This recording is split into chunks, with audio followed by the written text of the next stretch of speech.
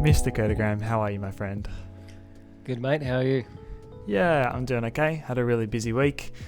Haven't slept that much. Welcome to your life, I suppose. Yeah, somewhat. I mean, I think it's a lot of our lives now. Yeah. Obviously having a kid, I feel like that's the automatic no sleep, deal. Yeah, it's been interesting.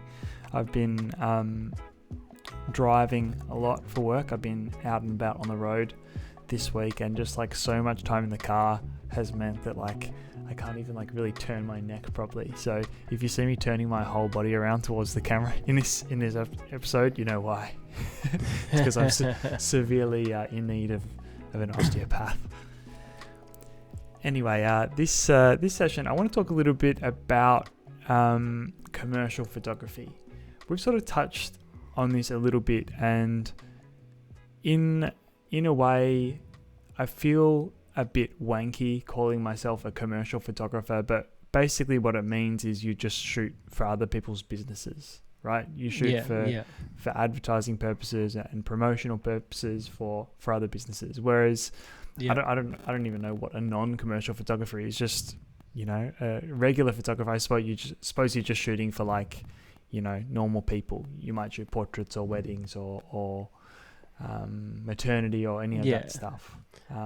So I would class it as commercial / advertising, which is I guess more outside the scope of just for Instagram, which has only happened in the last five or so years anyway. But before that, it was all kind of advertising and billboards and pamphlets, brochures, website, like all that kind of stuff was probably classed as commercial. Well, that's not where I wanted to start with this, but that's actually a good little offshoot of commercial photography, because so much of what we do now is for a certain crop, for a certain format or a certain platform. And to be honest, no one's really, very few of my clients or the work that I do at my work is actually for print media or publication. Like I can think of maybe one or two jobs that I've done where it's going to end up in like a brochure or like an IM, they call it, for property, or like a catalog, that sort of thing. That's actually pretty rare. I feel like almost every client now is asking for a 4:5 crop or a 9:16 crop for stories or that sort of thing. How do you find that? Is pretty much everything you're shooting now, is it meant for mobile? I suppose you do a lot of like you do like your lifestyle, what? How do you say LSKD? That's literally how it used to be. Loose Kid, and then they rebranded to what was it again? For LSKD, it was LKI so it was Loose Kid Industries. But anyway, they rebranded. So that stuff is literally social, online, web. So I wouldn't class that as commercial.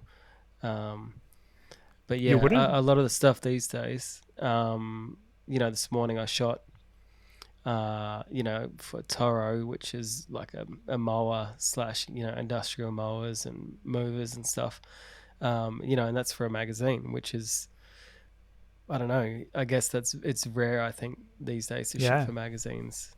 But in saying that, we just did a wedding a couple of weeks ago that Cara took the photos, and they were in New Idea, this week. Cool. So which is like a print magazine again. So it's like, it's funny that the last couple of weeks we've actually taken images that we've gone to print media again. So it's always interesting seeing it printed because I don't know, I guess it's just tangible. It's like when you did that barber kind of book, it was like, I think the way that you would have printed it would have been so much better than just your run of the mill magazine that comes out. So, but yeah, and then this afternoon, you know, I shot for a bridal company, and the video that I do is 9:16. So, you know, I have my camera, my FX6 in portrait orientation. Weird, hey? Yeah, it's still really hard for me. I've got to kind of build some kind of portrait rig because it's just a bit cumbersome to hold because that's not the way it's built to hold. So yeah. I lost my train of thought then, like I normally do. That is kind of weird that,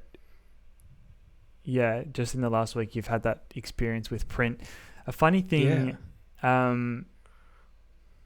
think it must have been like over the New Year break. I actually went one afternoon. I went down just to the local newsagent, and I was like, I'm gonna buy like one of each photography magazine, and bring them back and flip through and talk about them on a video, because in my opinion, it's just like, who's buying them? It's only the grey army, you know. It's people over the age of 40. It must be. None of my friends buy magazines like that anymore.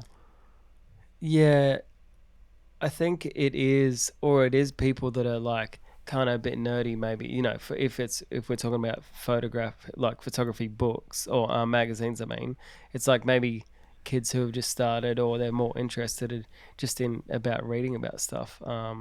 And want that tangible thing. Because, like, I know when I first started, I was buying a lot of those, you know, adventure magazines. I think there was one, it was called, like, Adventure Magazine. But it just had, essentially, it was, like, before Instagram. So it was, like, Instagram photos, adventure photos, but in a magazine form. So I bought a lot of them just to draw inspiration, you know, because at that point in time, Instagram didn't really showcase, like, a great level of photography. It was still just crappy filters. So true. You had to physically buy those magazines to get good quality images, or to look at a professional's work. That is a good point, and that is something where I should probably differentiate a little bit, because I'm not sort of talking about the photo book style magazine, or, you know, the zine style magazine. I'm talking about like the photography industry magazine. Where it's like, I didn't realize as much back in the day, you know, if ever I would have bought one or flicked through one, I didn't realize how heavily affiliated each of those different magazines is with a certain brand. It'll be like, I can't even remember what they're called. Let's say it's the Modern Photographer, and this magazine is actually meant to be pushing Canon products. Yeah. You know, they would get some kind of kickback or whatever. Yeah, and they're not branded that way. It's all about reviews and lenses and this and that. And we've got an interview with so-and-so landscape photographer and a Photoshop tutorial in there as well. And it's just like, I just can't imagine anyone. The only time I can imagine someone, you know, our age or younger buying something like that is if you're waiting at a terminal and you're hopping on a plane and you're going to be offline and you want something to read. Maybe, you know, but otherwise everyone's getting that from YouTube or, you know, blogs or TikTok. Yeah, you're right. And I think that is the only place I buy a magazine is if I'm going on an overseas trip or just on a plane anywhere, you know. A couple of weeks ago, I picked up a golf magazine because, exact same thing. I wasn't going to have connection to the internet, and picked it up to obviously read. You know, it had not that much info in it, but it was very interesting. But I picked it up and opened up, and my images were in there, and I was like, oh, no way. That like big spread of them, and because I'd taken pictures for this magazine, but I just didn't. They didn't tell me when it was going to be released, so it was kind of cool to actually open up, and then I was like, holy shit, like there's double page spread. Like, you know, 10 years ago you would have only dreamt about that, but I guess, you know, what percentage of the population are picking up that magazine? Travelers, probably. I suppose so, yeah. Because you're not going to your local newsagent, like, unless you're buying scratchies, but you know, who does that these days? Can I have Yeah, 10 scratchies? I'm gonna pay for that in Bitcoin, but uh, yeah. yeah. Oh, I Sometimes, need to want to see a return. if there's someone's birthday that you've forgotten to get a present and you just get them $30, $40 worth of scratchies and put them in a card, maybe. Yeah, yeah, yeah. um, the other thing is that they're not cheap. You know, those magazines are probably $13, $14 at least. Like, Yeah. you know, just for a Well, flimsy I paper get. one. I'm not talking about those I like know that. nice, you know, mini books. Yeah, I Um, know. But what price is a good price then? Because I remember paying like $26, $28 for a magazine. But again, it was probably a bit more substantial. Like I think I Stick it on used to your buy coffee table. Stab magazine, which was a surf magazine, Yeah, and it was just better quality, and I think that's what drew me to it. It had the yeah, same info and same shit as what every other surf magazine did, but it was just a bit more, I don't know, classy. yeah. Yeah, no, again, I get the idea of those nicer ones that you could literally have. You could stick them in the waiting room On in your your coffee shop or table, on your yeah, coffee yeah, table or yeah, whatever, you know, like, and they'd be sort of quite beautiful beyond that month. But I don't know, it felt. I mean, the newsagent that I went to is so dagging out of date anyway. It just felt like these things had been sitting around for 2 or 3 yeah. years, but you know they were this month's Yeah, yeah. issues. Yeah. And I don't know what the deal is. Does the newsagent anyway? We're getting way off track now. I was going to say, does the Yeah, newsagent have to buy them, and then if they don't sell them, I think. they're just stuck with No, that, or do they give them yeah, back yeah, and they literally. don't? No, no. Yeah. You wouldn't give it back. It'd just be like, hey, how many of our magazine are you ordering this month? And that's it. Yeah. So I you I pick your numbers. feel like I heard something from maybe someone I knew whose parents owned a newsagent, and what they did was you just had to send back the covers because they didn't want to, like, as in to show that you hadn't sold it. If you send back the Oh, cover, okay. then you don't get charged for the magazine, Wow. because they Yeah. don't just want, you know, a whole stack of Yeah, the whole paper thing back. from Yeah. every single month. Yeah. um, yeah, so my friend just used to have, she had a massive collection of magazines with no covers because they were just all the unsold ones. So what I did actually want to talk about in terms of the commercial photography sphere is that I've got some opinions. I want to know what your opinions about what is actually hard in commercial photography, because I think it is, even for myself, it can be quite overwhelming sometimes because it's different for me. I find out on the day often what I'm doing, but you know, when you're working with so and so brand who has this reputation, or you know, it feels like that if a client is paying a commercial fee, that you're required to deliver a certain level of output. In my experience, though, like, a lot of clients are not actually the hardest ones to please. It's like our peers. It's like other photographers that are the most judgmental, and that is kind of, I think that's something that holds me back. Like, I remember back in the days of doing band photos, you know, I used to love doing that so much, but there were so many risks that I didn't take, or so much stuff that I didn't publish because I thought another photographer would say something about it that would hurt my feelings, you know, whereas the client is actually just, the client's stoked. Often the client is just happy to see their product, or, you know, their models or whatever, their clothes in high resolution. It doesn't, Yeah. they don't Yeah. understand lighting or editing or No. that sort of thing. In your opinion, what are the hard parts? I think it's quoting for those bigger jobs is hard because you don't know what their budget is. You don't know what True. they've paid before.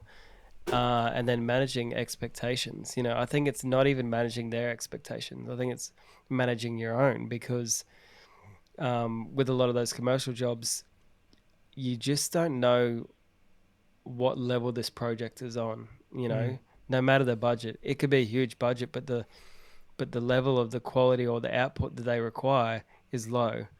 I feel like there's a lot of stuff out there where it'll be this huge big company that has a huge budget, but they're really just asking for like the bare minimum, you know. So you're right. Like a lot of times they're just so happy with everything that you're producing. You know, you literally click a button and they think it's the best thing they've ever seen, purely just because that shoot they might have been planning for ages, or it might be a new product they're keen to release, and they're just happy to see that it's being captured the way that the brief has wanted. Yeah. So I think it's more about managing expectations with yourself than the client. Like, you've already been selected for the job, so they know that you can do the job, and you know that you can do it. But it's just at what level do you go to complete the job, I guess. Yeah. And on that train a little bit, so what about, I'm pretty sure you, as opposed to per shot or per hour, I'm pretty sure you charge a half day or a day rate. Yeah, exactly. Yeah. So it's just half day or full day. So I think that go on. For me, it was just better to do it that way, because I was getting booked for too many jobs where it was just 2 hours or 1 hour. And when you're starting off, you take a lot of those jobs because, work is work. But the further you progress, I think it's like, not that they're not worth your time. It's just like you'd rather spend more time on a project than less time, because it always seems to be the case that those hour jobs or 2 hour jobs want so much out of the, they try to squeeze you on budget. They try to get the most deliverables ever. Whereas the bigger jobs, where they're happy to pay for a whole day, and even if you don't use it, they're still happy to pay for it. They're the ones that like really appreciate you for your art and your craft as well. Like, and you're doing them a favor, not them doing you a favor. So, that's the way that I kind of looked at it. It was like, you got to know your worth. Maybe it's like the clients that I attract are, aligned with your exactly views or vibe or whatever, right? Yeah. I do think you hit the nail on the head there when you said, though, that you're lucky to have the relationships, the ongoing relationships, and the sort of clients that you would do a shoot monthly or quarterly, or I don't know. It looks like you have a good base of regular clients, and I suppose that once you have that next level of friendship, basically, with the crew on set, then it probably is a little bit more relaxed. Yeah, and I suppose as well, if you're going to do a shoot next month, then maybe the pressure's off a little bit, because it's like, okay, whatever we don't get done, we'll just add to the brief next time. Yeah, so I guess that really depends on the client as well. But I would say, with a lot of the clients, I actually become friends with them as well, because if they're good people, I'm happy to, I guess, take that relationship outside of work, because especially the fact that I play golf and work in the golf industry, like I feel like golf is a very common sport where anyone plays it, like from all walks of life. So I feel like that really connects as well. So yeah, that's nice. It's interesting.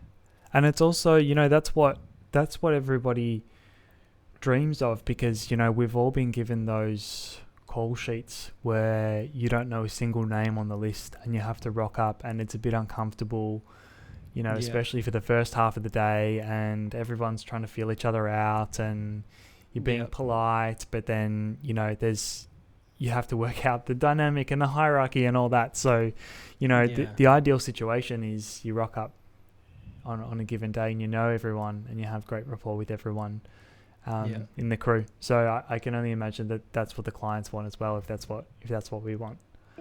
Yeah.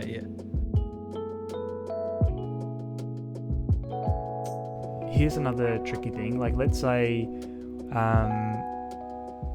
one of your brands comes to you and they have some content that they have had shot in the past from a previous photographer, and you've got to match that, because it's got to look seamless on the website. Yeah, I reckon that's got to be one of the trickier parts. That's tough. Yeah. Cara and I shot for I'm not sure what this. I think they're like a styling company, like for events and stuff like that, and they have like kind of really trendy. Oh no, trendy's a bad word. Sounds like I'm 40. Yeah. But yeah, like yeah, just very nice. Tableware and napkins and all that. And they'd had a photographer who had shot the stuff before, and it was really good.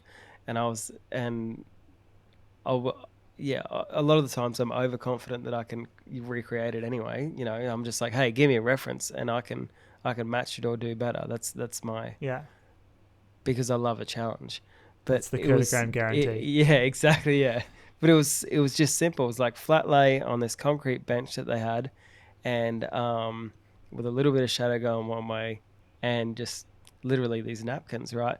And the shot looks so simple, but it was pretty challenging because it was Yeah. like inside a shipping container, so there was no headroom because the actual concrete table was built in, so it was like my chest height, and I had to get overhead camera to do a top down, and yeah, and then had to figure out how to put get that achieve that same look because for me, I'm like when I use lighting, it's like to the tiniest degree. If that shadow is like 2 degrees out, or it's like a little bit dark or a little bit light, then I just wanted to replicate it like the exact angle on the bench, like because you could see the marks in the concrete and all that. So Yeah. for me, that was such an awesome challenge. But I got there, but it was just I would love to have seen how she shot it because the way that I shot it replicated exactly, but it was like not the method that I first thought. Because I set up soft boxes, I went 2 lights, changed angles, did this, did that, rotated the napkin so then it'd be on the right angle, and then in the end it was just I used like a bare bulb light pointing up to the corner of the white container. So then Yeah. it was like a giant softbox that then reflected back, and it made like a softer shadow on Yeah. that right angle. So yeah, it was like it probably took me about half an hour to figure out, but I felt very accomplished. That I Oh, could, good. even though it was just technically it looked so simple to achieve, but there was just a lot of obstacles for me to try and get that look. Yeah. So Yeah. I really enjoy trying to actually have to replicate something because then it's almost like you learn as well. Like you teach yourself a method that you might not have tried before, or yeah, it's like troubleshooting. I think is probably my favorite thing on set.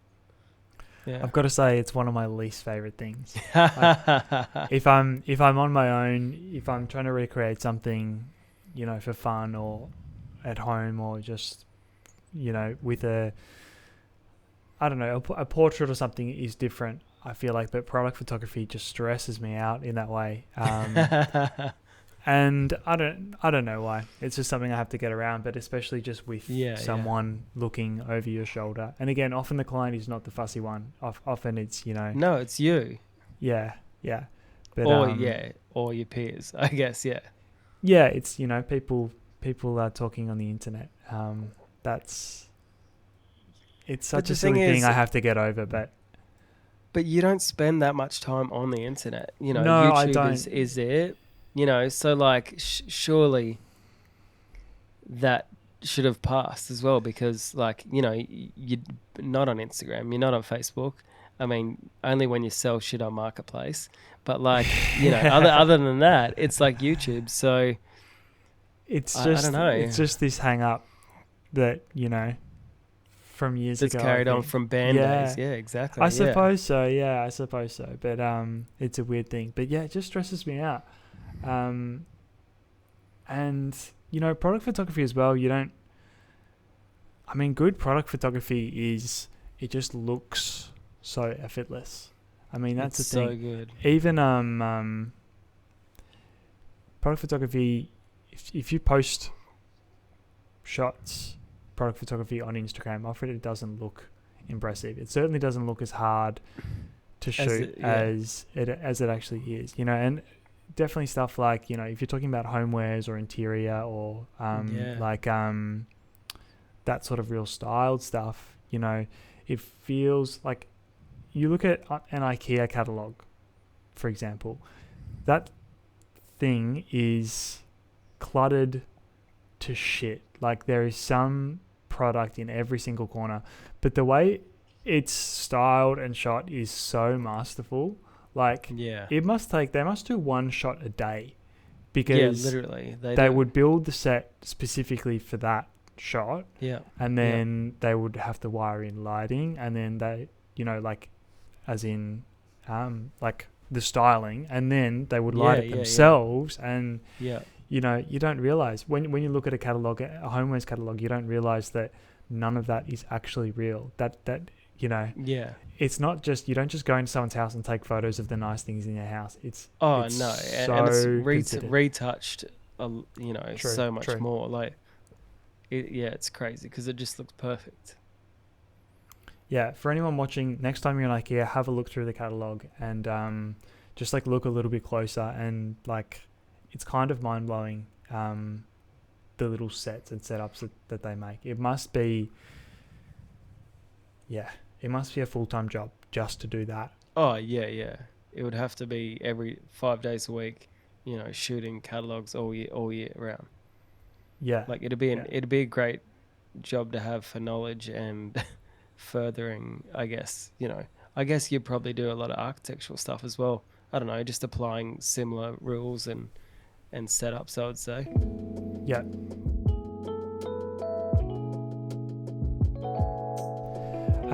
Last thing I want to touch on in here, unless you have anything else you can think of, is I want to know what do you think is the best way to deliver photos for a client? Because clients are different levels of, again, often they don't have the technical knowledge of a photographer, and they just have different levels of understanding of technology, whether it be, you know, Dropbox, Google Drive, WeTransfer, or, you know, most clients just like send photos on emails. It's a nightmare always. No matter, I used to use Dropbox, and I just always had upload issues. It would cut out, and then you'd have to re-find the photos that didn't work, and and then the client couldn't download it, or they always think they need to be signed up to Dropbox to like be able to download something. And then I went to Google Drive probably about 2 years ago, and it's good. It's great, but again, we've transitioned to Pixie Set, so it's because it's an online gallery, so they can see it properly, and it's just every single photo. So it's visually more appealing than just clicking on. It also fits them in really nicely. Yeah, exactly. So we've been all about that probably only for about 3 months, but it just looks better. And then you can have it in subcategories as well. You know, say if you did a home, you could say bedroom 1, 2, exterior, whatever. And I feel like it's just it's digestible. Whereas Google Drive and Dropbox and WeTransfer, technically they make more sense because you're just transferring images and then you should be able to open them. But half the time people don't. Like they'll go to Google Drive or Dropbox and just screenshot it from their phone. So the quality is terrible.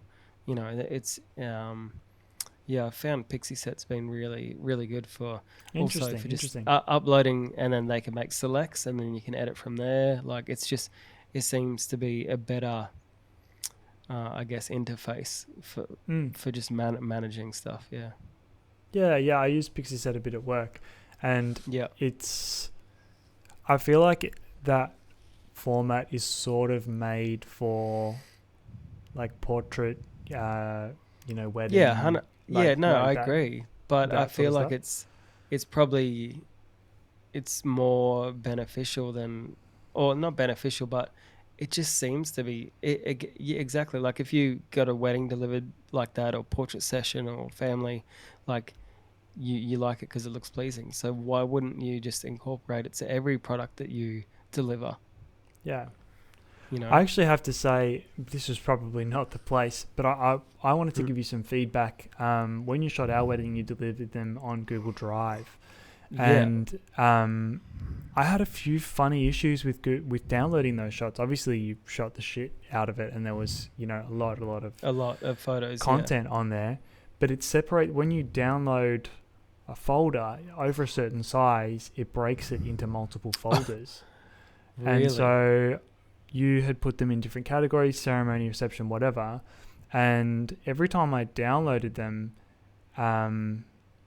there would be like a different, you know, it'd be like it'd rename or half a folder, and it'd be like, so ceremony 1, ceremony 2, ceremony 3, and you know, you open that folder and it's like, oh, not all the photos. I'm sure there was more photos than that. They weren't all in that folder, and it's like, oh, hang on.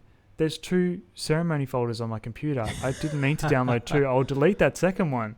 Oh, you know and what it I wasn't mean? the same. Yeah. Yeah, but they were actually That's they had weird. It was a really weird quirk that like probably 99% of people wouldn't encounter, but it was just like, I think over 4 gig, it splits it up. But in a weird way. Yeah, that's interesting. So that's probably also why Pixie is good as well, because the gallery's there and you can see exactly what photos you've downloaded, right? So the issue with Google Drive is that I guess you don't know how many photos are realistically in there until you download it, right? Or it zips it or whatever. So I think, I don't know. We've just been having more luck with Pixie because, it just seems to be easier. But I used to have a lot of issues, with Dropbox as well, where it just wouldn't download any kind of big file either. Like, if you're trying to download something that was 8 gig, it would always drop out. Like, I'm still very much all in on Dropbox personally, and I totally hear you. All those problems that you've had, I've had them as well. I think they actually have made some good progress in the last like 12 months. You know, I always used to get frustrated. You open a Dropbox link and scrolling through on your phone, the photos just look low quality. Yeah, they were. I don't know if they still are, but it was shit. I've only and don't ever watch a video on there. Like, you gotta download it. Yeah. Like, people would view it and be like, oh, it doesn't look that good. And I'd be like, it sometimes even puts it in a different color space, you know, not RGB or Adobe RGB. It'd transfer it to something else. So you'd be looking at it and it'd be like green and grey. Interesting. Yeah. Interesting. I feel like they've recently made a few really decent changes. I mean, I think the best thing that I ever discovered, it's nothing new, but with Dropbox was just the online only function. So obviously you upload them from, you just stick them in your Dropbox folder on your computer and they sync from there. But then it's like, I've got those files on my computer, so you can just like right click and have it online only. So it'll have the path and everything to that folder on your computer, but it's the files are on the cloud. So when you need it, you've still got all of that, folder structure there, and you just right click and you click local. So that particular folder will actually come back to your computer from the cloud, which I thought was really handy, because that's one thing, I've got basically every job I've ever delivered ever is still on Dropbox. And rather than have to go digging, I've still got, technically all the files and folders, well, not all of them, but, from the last couple of years on my computer, and I can still search them on my computer, and I just have to click, local, download locally. Yeah, that's pretty good. Tool of the week, any thoughts? I can stall for you if you want. Yes, actually. I just discovered very recently, yesterday in fact, I think I saw it on the B&H website. You can get light globes that have a little strobe bulb in them, and they have a sensor to be a slave. So you could screw like an E27, like the light bulb behind you in your room. You could screw that in. It's got an optical slave and a little flash globe. That in is there. hectic. How cool Why is would that? you want that? Yeah, but So- why would you want that? So if you're doing environmental portraits or whatever, and you want just to need- balance the light a bit better, you know, because obviously ambient light is very soft Yeah. compared to flash. I'm actually not But- sure if you can dial in the power or not. I was going to say, yeah, what would the output be? I'm actually not sure about that. I'd have to check it, but I just saw that this thing existed, and I was like, That's oh my still god, crazy. that's sounds like so much fun to try. Yeah. Also portable, and you can plug it in anywhere. Yeah, exactly, because you get the power from the socket. Yeah. So yeah, I don't own one, but I'm definitely going to look into they were cheap, $20-$30. Like, it'd just be fun to Yeah. play with. Yeah. All right. Sounds Anything? pretty good. That wasn't right. Yeah, It didn't yeah. stall for very long. So I recently got the Axoon ACCSOON Cine Eye transmitter. So when I am shooting video, it just SDI out into the Cine Eye. So from the FX6, it'll be SDI out and transmits to up to 4 devices. So, you know, the last couple of weeks, every shoot I've been doing with video, I've just had the client hold an iPhone or iPad, and they can just real time view, or even if I play back, say I film in S&Q mode, slow mo, on my FX6, they can view it there on the iPhone, you know, in slow mo. So that's been, I guess, like, you know, clients that don't know that technology is available or they've never seen it, they're just super impressed. Just like I was like, holy shit, it's replaying in slow mo. I just thought it was for monitoring what I'm capturing, not for playback. So for me, yeah, it was also impressive. So you Yeah, can play back separate to what's on the monitor on the camera. Is that what you're saying? No. Oh yeah, yeah, cool. You can play back whatever I'm playing back, but Sure. the thing is with it can capture the audio, and like it's just got like a record button, so you can record it straight to your iPhone if you want as well, Yeah, right. or live stream it to YouTube. Like, it's crazy. Yeah, very Yeah. cool. I've actually and like inexpensive too. Like, I think it was $300.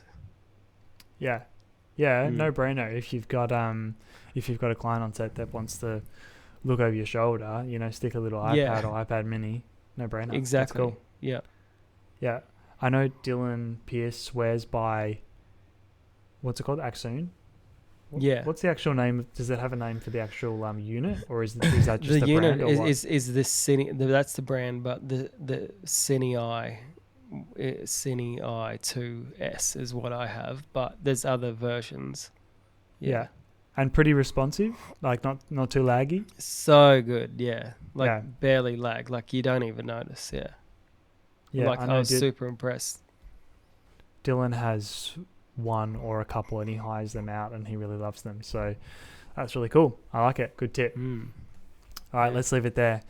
Thank you so much for joining me, my friend. And thank you to everyone that has tuned in for another episode of the Big Photo Boys. Yeah, I was going to say music photography, but it is a photography podcast. Interestingly, I did get a couple of comments on the last episode asking if we could put it audio only on Spotify and Apple and whatever else. It's certainly something we can look into. It will be a lot of extra work, so I do want to hear a resounding yes if that is something that people want, because it's going to take quite a bit of work to upload all the back catalogue and all that. So if it's something worthwhile, I'll certainly do. Let me know down below in the comments. Thank you so much for watching. Give this video a thumbs up if you enjoyed it, and we'll see you next time.